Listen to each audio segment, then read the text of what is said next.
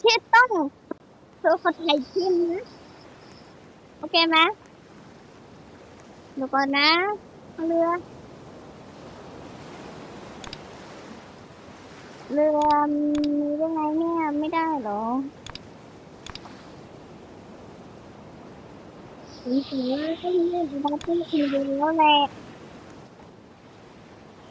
ใช่คลิปกดตรงนั้นกดตรงไหน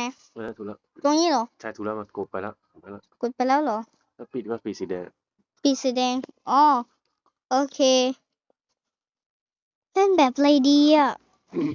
เดี๋ยวจะเล่นแบบอะไรดีอ่ะอืมโอ้ยใครโทรมาเนี่ยคุณแม่รับสายหน่อยดิ